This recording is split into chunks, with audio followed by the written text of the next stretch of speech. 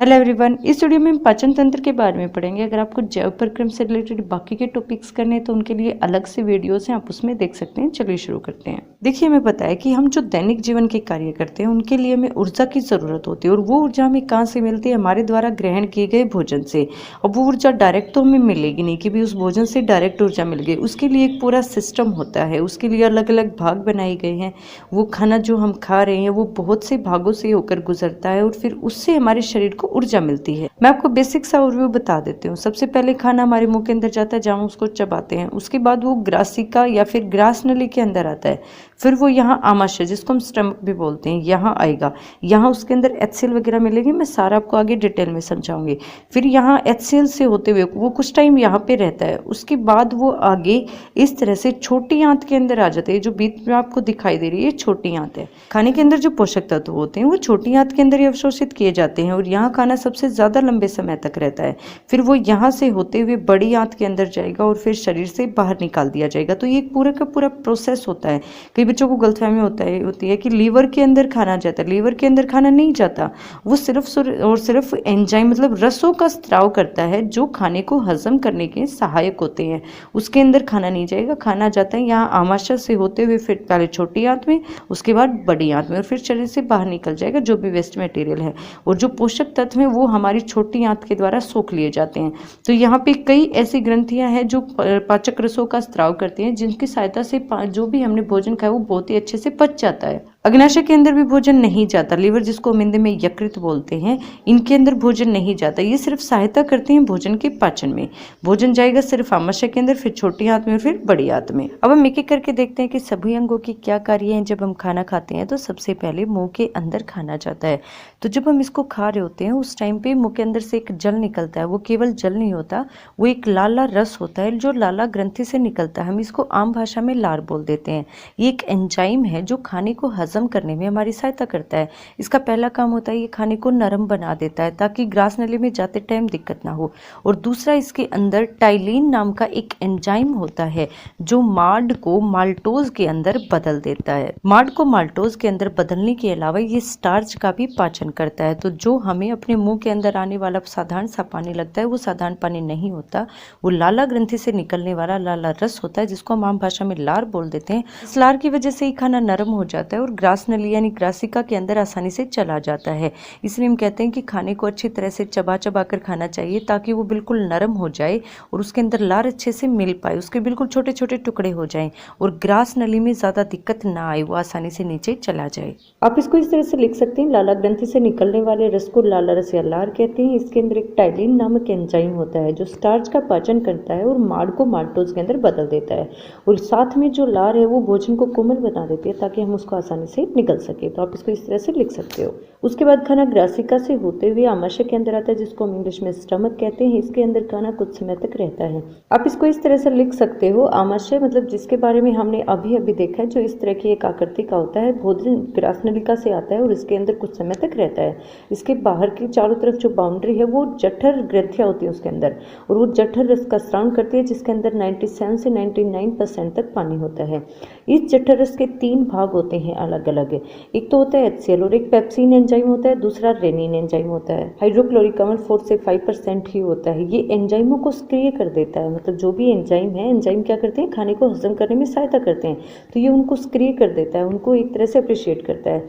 उसके बाद भोजन में उपस्थित सूक्ष्म जीवों को मारता है। भोजन के अंदर जो, क्योंकि एक तरह से तेजाब का कार्य करेगा, तो भोजन के अंदर जो भी सूक्ष्म जीव उपस्थित होते हैं जो हमारे शरीर के लिए नुकसानदायक है, ये उनको खत्म कर देता है। और साथ में भोजन को नरम बना देता है, ताकि वो आसानी से हजम हो सके। क्योंकि हमने जो खाना खाया वो बहुत ही जटिल संरचना होती है, उसको अलग अलग पार्ट्स में, अलग अलग भागों में तोड़ने के लिए हमें उसको नरम बनाने की जरूरत पड़ती है। तो वो कौन करता है? हमारा HCl। जठरस का एक भाग और होता है जिसको हम पेप्सिन कहते हैं। ये एक एंजाइम ही है जो प्रोटीन को पेप्टोन्स के अंदर बदल देता है। जो भी प्रोटीन हम खाते हैं जैसे दालें वगैरह, तो उन सब के अंदर प्रोटीन होता है। उस प्रोटीन का पाचन करने के लिए उसको पेप्टोन्स में पेप्सिन नामक एंजाइम बदलता है, जो जठर रस के अंदर पाया जाता है। वो निकलता कहाँ से? जठर ग्रंथियों से। अब तीसरा जो हमारा पार्ट है जठर रस का, उसके अंदर होता है रेनिन। ये सिर्फ और सिर्फ दूध के स्राव के लिए होता है, इसका और कोई कार्य नहीं होता। ये सिर्फ तक ही स्रावित होगा जब तक कि बच्चा 3 साल तक का नहीं हो जाता, उसके बाद इसका स्राव होना बंद हो जाता है। तो अगर आपसे क्वेश्चन पूछ लिया जाए कि दूध के स्रावन के लिए कौन सा एंजाइम जिम्मेदार है, तो वो हो जाएगा रेनिन, जो जठर रस का एक भाग है और आमाशय के अंदर से निकलता है, जठर ग्रंथियों के अंदर से। आमाशय के बाद खाना छोटी आंत के अंदर प्रवेश करता है, लेकिन उससे पहले यहाँ छोटी आंत की स्टार्टिंग में ही उसमें कई एंजाइम्स आकर मिलते हैं। तो उन सब के क्या क्या कार्य हैं और वो कहाँ से निकलते हैं उसके बारे में देखेंगे। अब हमें पता है कि आमाशय के अंदर जठर रस निकलता है जिसके अंदर HCl होता है।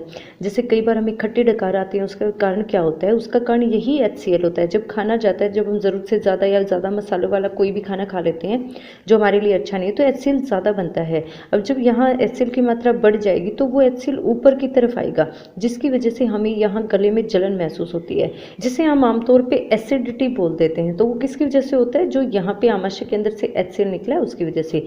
अब यहाँ जो भी खाना था उसके अंदर HCl मिल चुका है, मतलब उसकी जो प्रकृति है वो अम्लीय हो चुकी है। अब आगे जब ये खाना जाएगा तो आगे भी नुकसान पहुंचाएगा, क्योंकि अम्ल तो एक तरह से क्या है, तेजाब की तरह काम करेगा, तो ये आगे नुकसान पहुंचाएगा। तो इसको पहले अक्षारीय बनाना होगा। और वो अक्षारीय कैसे बनेगा? वो अक्षारीय बनेगा, यहाँ पे देखिए ये एक लीवर है और इस लीवर के अंदर यहाँ आपको एक छोटी सी थैली की तरह दिखाई देगी जिसे हम पित्ताशय कहते हैं। सारे भागों के बारे में हम अलग अलग डिटेल में पढ़ेंगे। पहले आप एक ओवरव्यू सा बना लीजिए कि भी कौन सा भाग कहाँ पे है। ये यहाँ पे हमारा आमाशय होता है, ये हमारा लीवर है जो सबसे बड़ी ग्रंथि है। इसके अंदर एक थैली की तरह एक संरचना होती है जिसको हम पित्ताशय या फिर पित्त की थैली बोल देते हैं आम भाषा में। ये भी क्या करती है? रस का स्रावन करती है। उसके बाद अग्नाशय भी ऐसा ही होता है, इसके अंदर भी खाना नहीं जाता, ये सिर्फ रसों का स्रावन करता है। ये आमाशय के नीचे होता है पीछे की तरफ, और ये आगे की तरफ होता है। यहाँ पे डायफ्राम है, डायफ्राम का मतलब जो पसलियाँ होती हैं, ये पसलियों के बिल्कुल नीचे होता है हमारा लीवर। काफ़ी बड़ा हिस्सा है हमारे शरीर का, सबसे बड़ी ग्रंथि यही है। यहाँ पे नीचे हमारी छोटी आंत होती है जो बहुत ज़्यादा मुड़ी हुई होती है ऐसे, और यहाँ से स्टार्टिंग होती है बड़ी आंत की। ये सारा का सारा एक ही सिस्टम है, सिर्फ उसको अलग अलग पार्ट्स में डिवाइड कर दिया। चलिए एक एक करके सारे पार्ट्स के बारे में अच्छे से पढ़ते हैं। यकृत, जिसको हम आम भाषा में लीवर भी बोल देते हैं, ये हमारे शरीर की सबसे बड़ी ग्रंथि होती है और जिसके अंदर से पित्त रस का स्रावन होता है। हमने अभी अभी देखा है इस तरह से एक लीवर क्या करती होती है, जहाँ यहाँ पे पित्ताशय होता है, पित्त की थैली जिसको हम बोलते हैं, तो इसके अंदर से पित्त रस का स्रावन होगा और वो पित्त रस इस पित्त की थैली के अंदर आ जाएगा, पित्ताशय के अंदर आ जाएगा, और यहाँ से होते हुए वो आगे जो भी खाना हमारे आमाशय से आया है उसके अंदर मिल जाएगा। तो पित्त रस का स्रावन तो लीवर करता है, लेकिन वो आता कहाँ से है? पित्त की थैली से। वो लीवर से होता हुआ पहले पित्त की थैली के अंदर आ जाएगा, फिर वो आगे खाने के अंदर मिलेगा। तो पित्त रस का स्रावन अगर पूछा जाए तो कंफ्यूज हो जाते हैं बच्चे कि पित्ताशय से, क्योंकि नाम मिल रहा है, वो सोचेंगे पित्ताशय से स्रावन हो रहा है उसका, जबकि उसको स्रावन कौन करता है? यकृत करता है। वो सिर्फ इसके अंदर आकर इकट्ठा हो रहा है। उसके बाद एक प्रोटीन होता है फाइब्रोनोजन, ये क्या करता है? रक्त का थक्का बनाने में मदद करता है और इसको स्रावित कौन करता है? यकृत। एक और भी प्रोटीन होता है हमारे पास हिपैरिन, ये क्या करता है? रक्त को जमने से रोकता है। हमें पता है हमारे शरीर के अंदर ब्लड सर्कुलेट होता रहता है, शरीर उसका वहन होता रहता है खून का, तो अगर वो जम जाएगा तो दिक्कत हो जाएगी। तो इसको जमने से कौन रोकेगा? हिपैरिन। और जिसका स्रावित कौन करता है? जिसको यकृत करता है। उसके बाद लीवर की एक और खास बात होती है, ये एकमात्र ऐसा अंग होता है जिसका पुनर्जन्म हो सकता है। पुनर्जन्म से हमारा मतलब क्या है कि बाई चांस ऐसा कुछ हो गया कि लीवर डैमेज हो गया या ढंग से काम नहीं कर रहा, उसका कुछ हिस्सा खराब हो गया, तो वो दोबारा से खुद को ठीक करके उसी आकार में ही आ सकता है। या फिर आपने सुना होगा कि लीवर डोनेट करना, लीवर का दान करना, किसी दूसरे को देना, तो उसके अंदर क्या किया जाता है? पूरे का पूरा लीवर डोनेट नहीं किया जाता, उसका कुछ भाग किया जाता है, फिर उस छोटे से भाग से ही वो पूरे का पूरा लीवर दोबारा से बन सकता है। तो सिर्फ लीवर ही ऐसा पार्ट होता है, यकृत जिसको हम अपने हिंदी में बोलते हैं, यही सिर्फ ऐसा भाग है जिसका पुनर्जन्म संभव है। बाकी हमारे शरीर में ऐसी विशेषता किसी भी भाग के अंदर नहीं है जिसका पुनर्जन्म हो सके। तो ये क्या होता है? दोबारा से बिल्कुल वैसे का वैसा बन सकता है, लेकिन उसके लिए कंडीशन क्या है? इसका कुछ भाग होना चाहिए, और वो कुछ भाग कितना? 25% या उससे ज़्यादा होना चाहिए। उसके बाद यकृत का एक और काम होता है कि ये रक्त बनाता है और जन्म से पहले ही शुरू कर देता है। हमारे जन्म से पहले ही ये रक्त को बनाना शुरू कर देता है। तो क्वेश्चन पूछा जा सकता है कि जन्म से पहले ही रक्त को बनाना हमारे शरीर में कौन शुरू कर देता है? यकृत शुरू कर देता है। विषाक्त पदार्थों को अलग करना, इसके अंदर जो रस स्रावित होते हैं वो क्या करते हैं? जो भी विषाक्त पदार्थ, मतलब हमने खाना खाया है उसके अंदर जो भी वो सारे पदार्थ जो हमारे शरीर के लिए नुकसानदायक हैं, उन सबको ये खत्म कर देगा, उन सबको ये अलग कर देगा। वैसे तो हमारे शरीर में 300 के आसपास कार्य सिर्फ और सिर्फ लीवर करता है, लेकिन हम उन सबके बारे में नहीं पढ़ सकते, तो मैंने यहाँ आपको कुछ बेसिक से बात बता दी है। उसके बाद हमारे पास है पित्ताशय। पित्ताशय के बारे में हम पढ़ चुके हैं। लीवर के अंदर, यकृत के अंदर जो एक छोटी सी थैली जैसी संरचना होती है वो हमारे पास पित्ताशय होती है। तो यकृत की छोटी सी थैली जिसमें पित्त रस आता है उसे हम पित्ताशय कहेंगे। पित्त रस के अंदर 85% पानी होता है और इसका स्पेशली काम होता है आमाशय से आने वाले अम्लीय भोजन को अक्षारीय बनाना, क्योंकि हमें पता है कि आमाशय के अंदर उसके अंदर HCl मिल चुका है, तो जो HCl आगे के भागों को नुकसान पहुंचा सकता है, तो इसलिए हमें उसको खत्म करना होगा। हम उसको कैसा बना देंगे? अक्षारीय बना देंगे। आपने कभी ध्यान दिया होगा कि जिनका पित्त की थैली का ऑपरेशन वगैरह हो चुका है तो उन्हें खट्टी चीज़ें खाते ही दिक्कत हो जाती है, वो इसी वजह से हो जाती है क्योंकि उनके शरीर में HCl को अक्षारीय बनाने के लिए या HCl को खत्म करने के लिए पित्तरस नहीं होता, तो इस वजह से उन्हें ज़्यादा नुकसान होता है, तो उन्हें खट्टी चीज़ें नहीं खानी चाहिए। तो अगर आपसे पूछा जाए कि पित्तरस का कार्य क्या है, तो अम्लीय भोजन को अक्षारीय बनाना और पित्तरस को भोजन के अंदर मिलाना। लीवर उसको डायरेक्ट नहीं मिलाता, वो उसको पित्ताशय के अंदर भेज देता है, फिर ये उसको खाने के अंदर मिलाता है। इसका एक और इम्पोर्टेंट काम है, जो पित्तरस होता है वो वसा को छोटी छोटी गोलिकाओं में खंडित कर देता है, मतलब उसको अलग अलग भागों में तोड़ देता है ताकि उन पर एंजाइम अच्छे से काम कर सके। देखिए हमें पता है जो वसा होती है ना उसकी गोलिकाएं काफ़ी बड़ी बड़ी होती हैं, हमारा शरीर उनको डायरेक्ट ऐसे कैसा पाचन नहीं कर सकता, तो उसको छोटी छोटी गोलिकाओं के अंदर तोड़ना बहुत ज़रूरी है। और जिसको कौन तोड़ता है? पित्त लवण तोड़ता है। तो पित्तरस के दो मुख्य कार्य हो गए, अम्लीय भोजन को अक्षारीय बनाना और साथ में वसा को छोटी छोटी गोलिकाओं के अंदर खंडित करना ताकि उनके ऊपर अच्छे से एंजाइम कार्य करें और उनका पाचन अच्छे से हो सके। उसके बाद हमारे शरीर का अगला भाग होता है अग्नाशय, जो आमाशय के नीचे होता है। इसके अंदर खाना नहीं जाता, ये सिर्फ रसों का स्त्रावण करता है ताकि भोजन का पाचन आसानी से हो सके। ये यहाँ से छोटी आंत जहाँ पे शुरू होती है ये वहीं से इसके साथ जुड़ा हुआ होता है और रसों का स्त्रावण करेगा। अब इसके बारे में एक खास बात होती है कि ये एकमात्र ऐसी ग्रंथि है जो अंतःस्त्रावी भी है और साथ में बाह्य स्त्रावी भी है। ग्रंथि क्या होती है? जो एंजाइम या हार्मोन का या किसी रासायनिक पदार्थ का स्त्रावण करे हमारे शरीर के अंदर। अब हमारे शरीर में दो चीज़ों का स्त्रावण होता है, एक तो एंजाइम का और एक हार्मोन का। हार्मोन के बारे में हम 7वें चैप्टर में अच्छे से पढ़ेंगे। हार्मोन ही हमारे शरीर को कंट्रोल करते हैं, जो मेल फीमेल का डिफरेंस होता है वो भी हार्मोन की वजह से ही होता है। हमारे शरीर में जो चेंजेस आते हैं वो सारे हार्मोन की वजह से, जो हमें अच्छा फील होता है, बुरा फील होता है, वो सारा हार्मोन की वजह से ही होता है। एंजाइम हमारे खाने के पाचन में सहायक होते हैं। तो अंतःस्रावी ग्रंथि वो होती है जो सिर्फ हार्मोन का स्त्रावण करती है और बाह्य स्रावी ग्रंथि होती है जो एंजाइम का स्त्रावण करती है। और अग्नाशय क्या करती है? दोनों ही करती है, इसको हम दोनों के अंदर ही शामिल करते हैं। और अग्नाशय के अंदर प्रोटीन के पाचन के लिए तो ट्रिप्सिन एंजाइम निकलता है और इमल्सीकृत वसा को पाचित करने के लिए लाइपेज एंजाइम निकलता है। इमल्सीकृत वसा का मतलब क्या है? जो वसा हमारे खाने के अंदर है उसके अंदर क्या हो गया है? पित्त रस मिला हुआ है, वो पित्त रस उसे क्या कर देगा? इमल्सीकृत। जैसे हम कपड़े वगैरह साफ करते हैं तो उस टाइम जो साबुन का पानी होता है ना, कुछ कुछ वैसा ही होता है, तो इसलिए हम इसको खाली वसा नहीं लिख रहे, हम इसको इमल्सीकृत वसा लिख रहे हैं। साबुन का जो मैल होता है उसको हम इमल्सीकृत बोलते हैं, इस 4th चैप्टर में आ चुका है। तो इसलिए इसके आगे हमने लिखा है इमल्सीकृत वसा। और उसके पाचन के लिए हमारे शरीर में लाइपेज नाम का एंजाइम निकलता है जो अग्नाशय से निकलकर छोटी आंत के अंदर मिल जाता है। तो प्रोटीन के लिए ट्रिप्सिन और इमल्सीकृत वसा के लिए लाइपेज एंजाइम होता है। अब उसके बाद हमारा अगला भाग है अक्षुद्धांत्र, जिसको हम छोटी आंत भी बोल देते हैं। इस तरह से ये मुड़ी हुई होती है, ये सिर्फ नाम से छोटी है, ये 7.5 मीटर लंबी होती है अगर हम इसको खोल देते हो, लेकिन हमारे पेट के अंदर तो ये इस तरह से मुड़ी हुई होती है और बहुत ही कम जगह में आ जाती है।